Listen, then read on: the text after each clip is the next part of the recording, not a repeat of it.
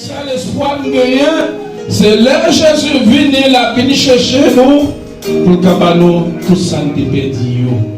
Quelquefois, on dit on va rentrer dans le camp de l'ennemi et repris ceux qui nous ont volés. Mais je crois que par la puissance du Saint-Esprit de Dieu, ce grand jour va être exceptionnel, en même temps merveilleux. Amen. Nous bénissons le Seigneur pour cette matinée. Romains 8, verset 1er, le texte que notre frère Matthieu a lu ce matin. Il y a donc maintenant aucune condamnation pour ceux qui sont en... Tu as envie de condamner ou tu n'es pas capable? Tu as envie de bon fardeau pour te parler avec bouche. Sans mettre une fois. Il y a qui sort pas qui en fait. Il y a collé sous le tout de ticket. Mais bon, on vit toi qui te fait déjà pas que on dit qu'à bouger ça. Ça c'est sans Jésus-Christ là-haut. Aucune condamnation pour ceux qui sont en Jésus-Christ. Tu vas poser toutes questions parce que moi je vais te poser une. Nous avons envie de dire un bagage de plus, mais nous ne pouvons pas rajouter. Il n'y a donc maintenant aucune condamnation pour ceux qui sont réellement en Jésus-Christ. Il faut sentir qu'on est en Jésus. Il faut sentir qu'on va mettre tout ça, mettre avec condition bagage, il place. Pas de condamnation pour les gens qui non Jésus. Pour qui ça? Il dit, en effet, la loi de l'esprit de vie en Jésus-Christ m'a affranchi de la loi du péché et de la mort. Ça veut dire ça. Allez jusqu'au verset 3. Car chose impossible à la loi que, parce que la chair la rendait sans force, Dieu a condamné le péché dans la chair en envoyant à cause du péché son propre fils dans une chair semblable à celle du péché. C'est pour cela qu'il n'y a pas aucune condamnation puissante en Jésus-Christ. Retournons au verset 2. Qu'est-ce que ça veut dire la loi de l'esprit de vie en Jésus-Christ? Quand une personne a Jésus dans sa vie, la loi pour lui, c'est l'esprit. Quand une personne a Jésus dans sa vie, alléluia, la puissance de Dieu demeure en toi. C'est pour cela au début, l'apôtre Paul dit qu'il n'y a aucune condamnation pour ceux qui sont dans Jésus-Christ. Parce que personne ne peut pas te condamner. Parce que Jésus est dans ta vie. Maintenant, la loi existe. Certes, même la loi en réalité pour toi, c'est la puissance de l'Esprit de Dieu qui est en toi. Il dit, cette puissance-là m'a affranchi de la loi du péché et de la mort. C'est la La loi du péché et de la mort. Est-ce que nous pensons ça vraiment bien dit? Dans le jardin d'Éden, Dieu a passé l'homme. Il dit, voilà, tous les arbres du jardin, toutes les fruits, vous avez le droit de consommer, mais sauf celui-là. Mais frère, sœur, s'il dit tout ça bien, c'est pour mettre pour eux. Ça va chercher dans celle, ça il dit. C'est pour ça que nous-mêmes, nous sommes diable. On n'est pas jamais assez pour nous, nous voraces. Permettez-moi l'expression, c'est exactement pour ça que nous voraces. Nous descendons, tout ça, tout. Mais sauf celui-là. Mais il faut qu'on mette, mais on la donne pour que la loi du péché prenne naissance. Qui font qui a accouché, Ève, qui font qui va parler, Satan le diable. La loi de l'esprit de Dieu en Jésus-Christ a affranchi de la loi du péché de la mort. La loi du péché de la mort, c'est la désobéissance totale de l'homme face à la loi divine. La loi du péché et de la mort tue. Il te détruit, il te condamne. C'est pour cela que si tu n'as pas Christ dans ta vie, tu es un homme condamné. Ou pas que Jésus, ou à puis oui, ou à bien belle machine, ou à bien belle taille. Mais l'autre de joie, Jésus a mis chercher mon pour la joie, ou pas là. Parce que c'est un homme condamné. Qui c'est qui condamné? Le péché. La loi du péché et de la mort, c'est une loi qui met l'homme en désaccord avec la parole de Dieu. Prends le Lévitique 18, 22. Tu ne coucheras point avec un homme Comme on couche avec une femme, c'est une abomination devant l'Éternel, non? Mais qui ça le péché de l'amour fait? Il n'y a pas d'autorisation pour nous marier avec nous. Si menti, tu menti. La loi du péché de l'amour, ça fait, il n'y a pas de femme qui doit, garçon qui doit marier à garçon, femme qui doit marier à femme. Mais ça, la parole de Dieu dit, il n'est pas permis à un homme coucher avec un homme comme Jean a couché avec une femme. C'est une abomination devant l'Éternel. Nos pères sida, nos pères corona. Donc nous avons dit pour nos côtés, oui, mal fait de nous courir. Mais pas tellement qui chambre par conscience d'égale la loi du péché et de la mort fait dans le monde ça. Qui détruit, qui tue. Vous voyez petit ou à l'école, pour l'apprendre à BCD, tourner la caillou, il tourne avec une autre doctrine. Ou à la parole de Dieu, ou à mener l'église tous les dimanches matin, l'arrivée à l'école pour l'enseigner, il y a une autre doctrine. Qui moune? La loi du péché et de la mort. Mais parole l'a dit matin, que pas de condamnation pour la nation, pour le monde qui non, Jésus, parce que la puissance de l'Esprit de Dieu en toi t'a affranchi. Transforme cette vie dont la loi du péché de la mort en train de faire pour que cette personne puisse être une nouvelle créature. 1 Corinthiens 5, 17. Quand quelqu'un est en Christ, c'est une nouvelle créature. Les choses anciennes sont passées, voici toutes choses sont devenues. Qui c'est qui fait ça? C'est la loi de l'Esprit de vie en Jésus-Christ qui a changé ta vie. Nous toutes là, nous avons côté passé difficile. Nous toutes là, nous avons bagage qui pas. Même lorsque nous avons servi Jésus, nous reculons encore. Mais maintenant, il faut nous comprendre que sa présence, Jésus est dans la vie. Lors Jésus dans la vie, alléluia, ou pour un homme qui est condamné encore, ou son homme libre, ou pas sous la loi, ou sous la grâce. Jésus dans la vie a franchi, les libéré de toute la puissance de la mort, la loi du péché.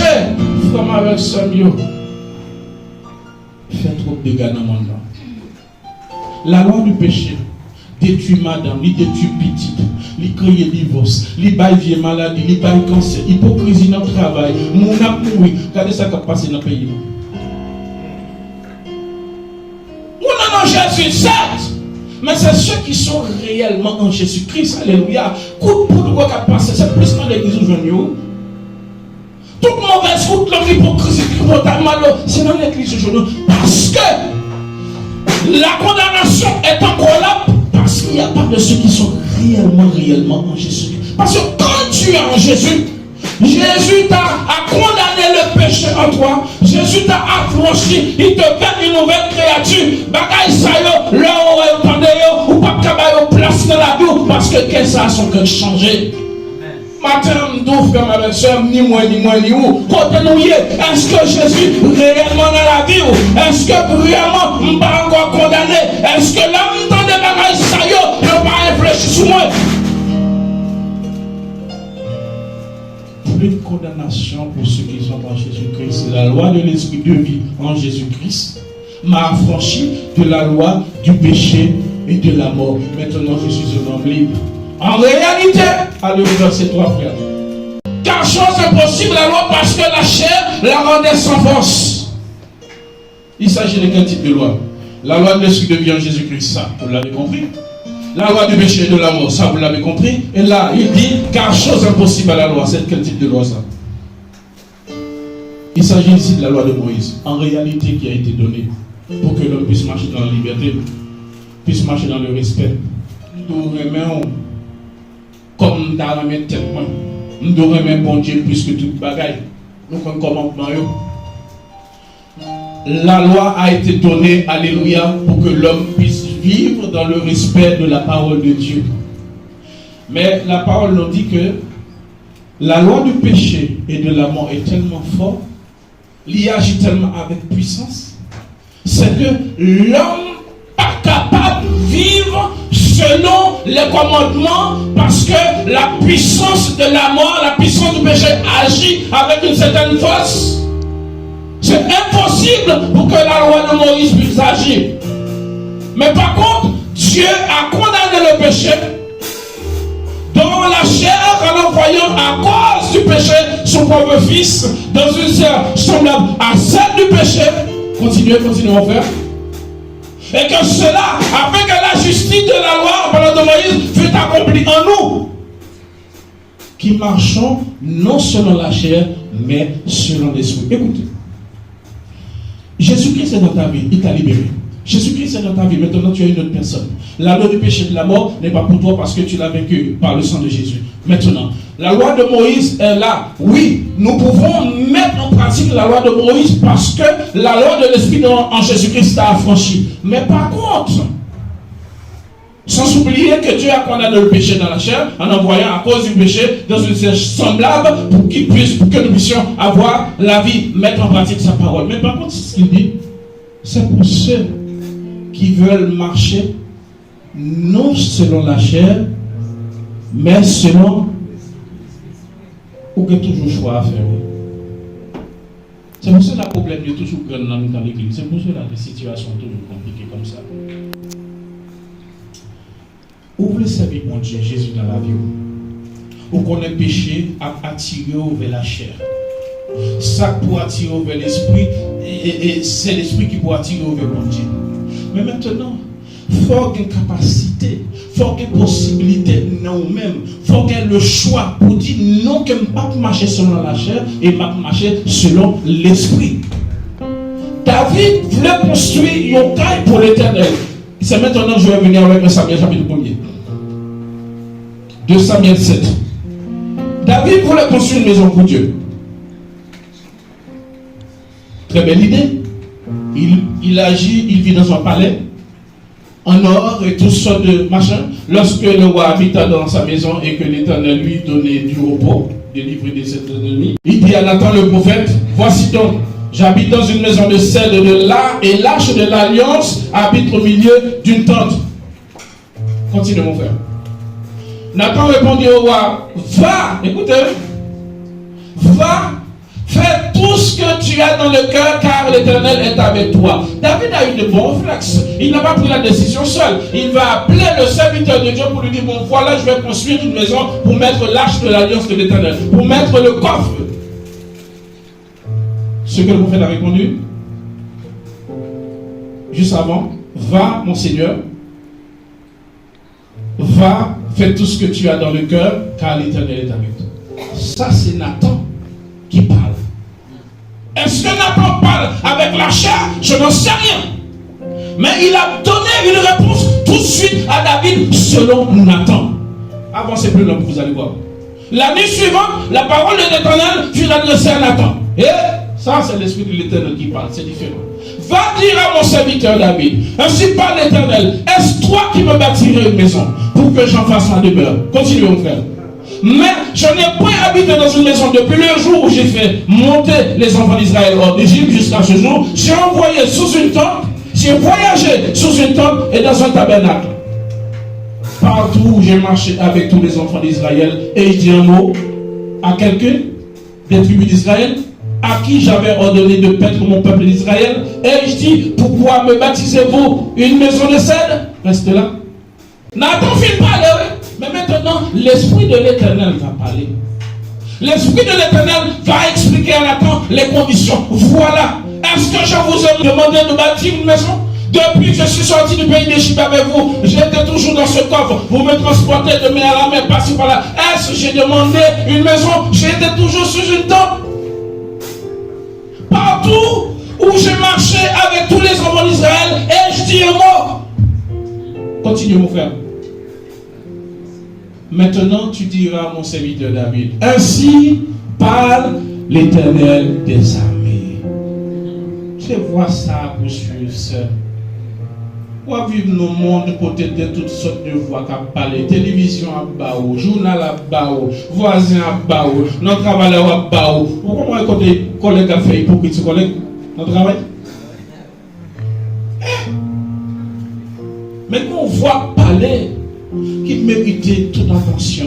Ainsi par l'Éternel des armées, je t'ai pris au pâturage derrière les brebis pour que tu puisses chef sur mon peuple, sur Israël. Allez-y mon frère, jusqu'au verset J'ai été avec toi partout où tu as marché. J'ai exterminé tous tes ennemis devant toi. Et j'ai rendu ton nom grand comme le nom de grands qui sont sur la terre. Tout ça, c'est des reproches à David. J'ai donné une demeure à mon peuple, à Israël. Et j'ai planté pour qu'il soit fixé et ne soit plus agité. Parce que les méchants ne l'oppriment plus comme auparavant.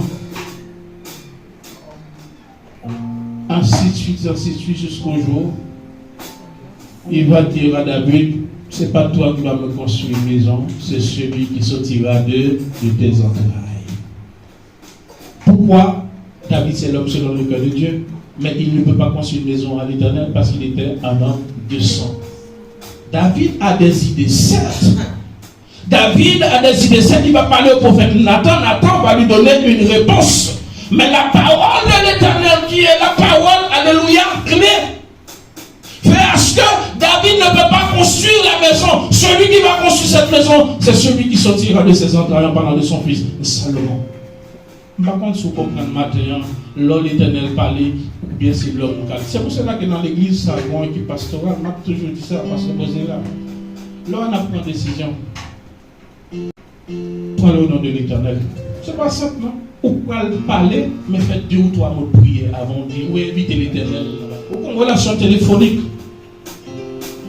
Quelle que soit l'église, une relation téléphonique entre frères et sœurs pour nous prendre des décisions. Oui, pour le développement de l'église, c'est bien. Tout comme David n'a pas eu de mauvaises idées. Il a voulu construire une maison pour l'Éternel, mais c'est qu'il a voulu construire une maison pour l'Éternel. Mais ce n'était pas dans l'idée de l'Éternel que David puisse construire une maison pour lui. On est en train de suivre Dieu au travers d'un peuple par le sang de son fils Jésus. C'est l'Esprit de Dieu qui commande, non pas la mentalité d'un homme. Avant de prendre des décisions, mettez l'Esprit de Dieu devant. Avant de parler, mettez l'Éternel devant. Parce que le jour où tu décides de passer à l'action, il va se faire quelque chose et ça va te frapper. Et cette maison risque de couler. Marchons par l'esprit, comme dit Paul, et nous ne sommes pas là pour accomplir les désirs de. Marchons par l'esprit et nous n'accomplirons pas les désirs de. Marchons par l'esprit et nous n'accomplirons pas les désirs de la chair.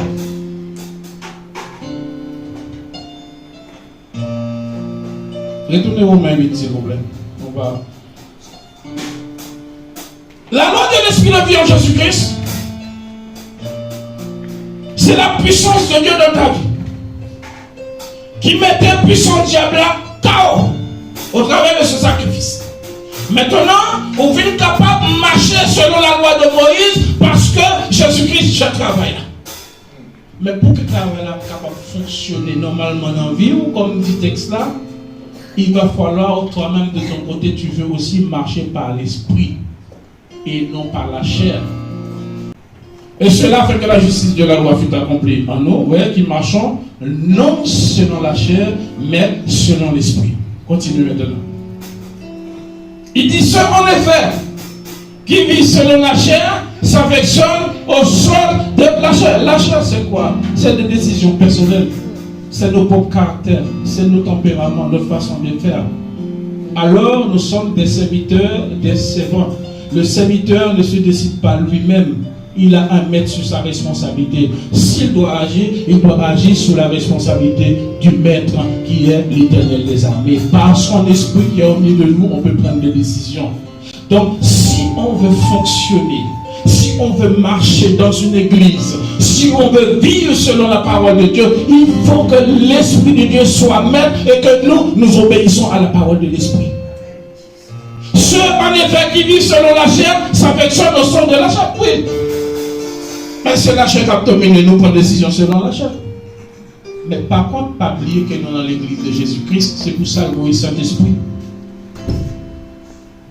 Ceux qui vivent selon l'esprit, bien sûr, s'affectionnent aux choses de l'esprit. Mon cher, nous réunis pour nous parler de l'église là. Nous avons commencé pour un moment de prière, c'est que nous avons invité le Saint-Esprit de Dieu là-dedans dans la réunion. Et le plus souvent, c'est fort et difficile pour que ça mal passe. Ou à prendre décision avec 2 ou 3 par téléphone quelconque. voilà ce que nous avons dans le cœur pour faire grandir ton œuvre. Mais maintenant, nous t'invitons que ta volonté soit faite. C'est fort et difficile. Mais là, on te pense à un coup de tête. Là, allez, haut. Et bien, à la dernière minute, quand tu veux passer à l'action, ça ne peut pas être possible. Parce que la chair, c'est la chair, et l'Esprit de Dieu, c'est l'Esprit de Dieu. La parole dans ce texte Romains 8 nous dit la chair et l'Esprit ne coïncident pas. C'est des ennemis violents. Moun sa yo pas qu'à marcher ensemble. C'est soit ou du côté de la chair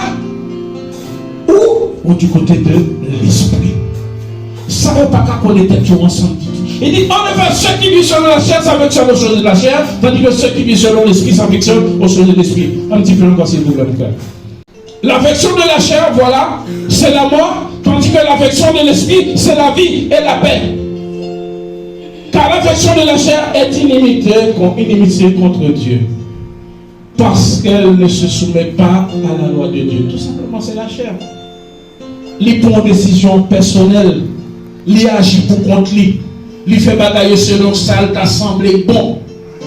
Mais là, c'est l'Esprit, bon Dieu, qui travaille, alléluia, ou même vous connaissez l'église, bon Dieu, vous prenez des décisions pour aller selon l'Esprit de Dieu.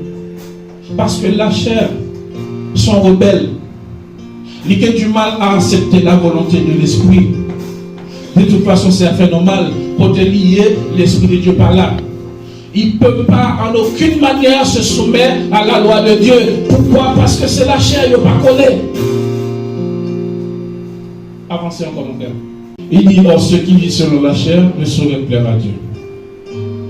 Ou pas jamais qu'à faire mon plaisir. Parce qu'on va fonctionner dans le monde personnel, on va marcher de façon pour contour, ou prendre des décisions qui sont bonnes, sont boîtes, je ne sais pas comment, mais ou décider vivre selon la chair, mais dans l'Esprit mon Dieu, habiter dans même sur le bagage. Pour vous qui ne vivez pas selon la chair, mais selon l'Esprit, si du moins l'Esprit de Dieu habite en vous, si quelqu'un n'a pas l'Esprit de Christ, il ne lui appartient pas. Voilà toute la différence en fait. Voilà ce qui fait la différence. Il va là pour moi et il va là pour chacun. Sous l'église, comportez-vous en tant que membre de l'église. Soit arrivé à faire un bagage qui mal, ou qu'on a un caractère difficile, ou bien on va pour souffrir ton parole, mon cher, cherche un petit point, mettez-vous en face de mon Dieu, demandez le pardon et reprendre la route, elle va jamais pas pardonner. Mais si vous dites que l'église, mon frère, si vous dites que c'est chrétien du Seigneur, et que n'a parlé, n'a pris n'importe quelle décision, et si l'Esprit Christ, pas dans où c'est au bâtiment Christ, c'est ça le dit là. Pour vous qui ne vivez pas selon la chair, mais selon l'Esprit, si du moins si l'Esprit de Dieu habite en vous, si quelqu'un n'a pas l'Esprit de Christ, il ne lui appartient pas. On partit bâtiment de Christ. Parce que l'Esprit de Christ pas dans nous-mêmes. Jésus pas dans la gloire. Comment on peut le faire pour dire que c'est monde qui alors le Saint-Esprit pas dans la gloire? Ça ne peut pas fonctionner comme ça.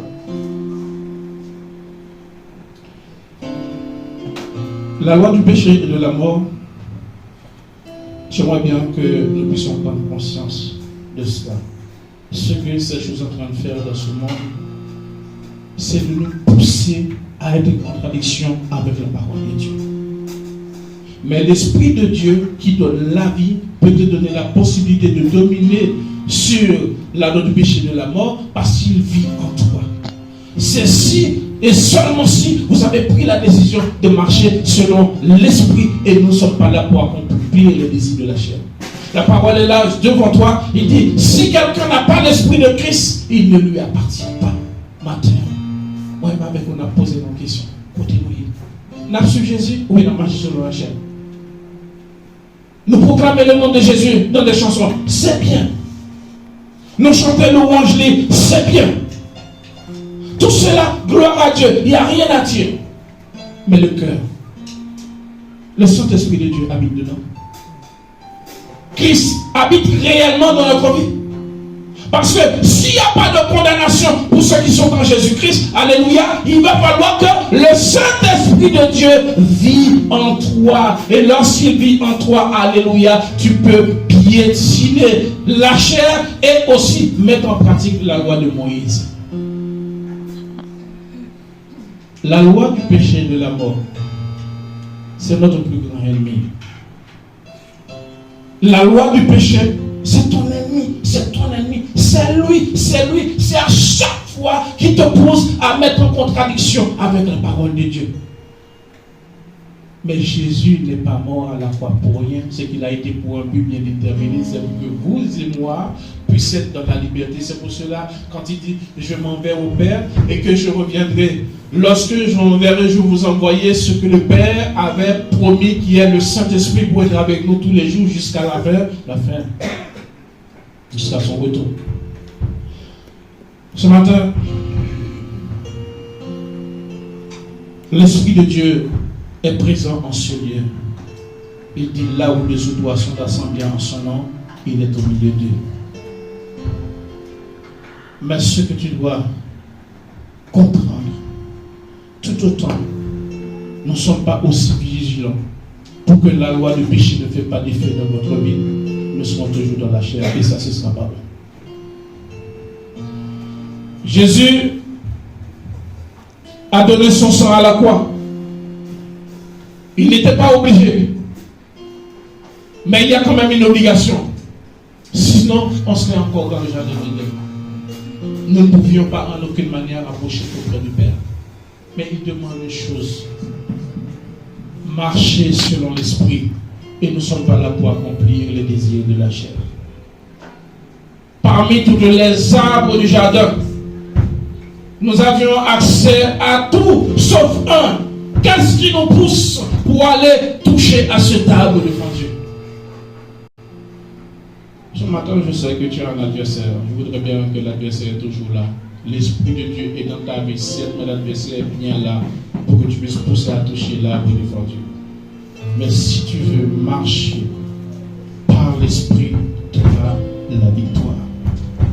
Si tu veux marcher par l'Esprit, le diable n'aura aucun pouvoir sur toi. Foi, alléluia, il vient. La puissance de Dieu et dans ta vie peut t'aider à le vaincre. Et l'Esprit de Dieu, c'est pas une chose, c'est pas du vent. Et l'Esprit de Dieu, c'est bien une personne en toi. Toi, comme je dis une fois, nous mangeons de la nourriture, nous buvons du lait, nous buvons de l'eau.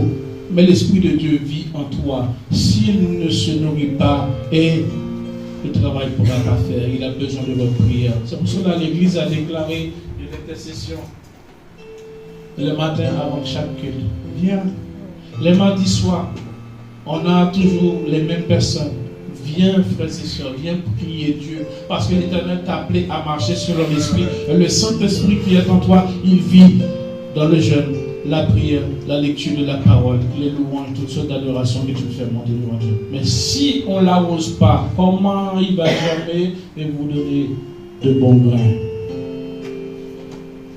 Que le nom de l'Éternel soit glorifié. Marchez selon l'Esprit et que nous sommes là, pas là pour accomplir les désirs de la chair. Que le Seigneur vous bénisse. Merci. Your name is power.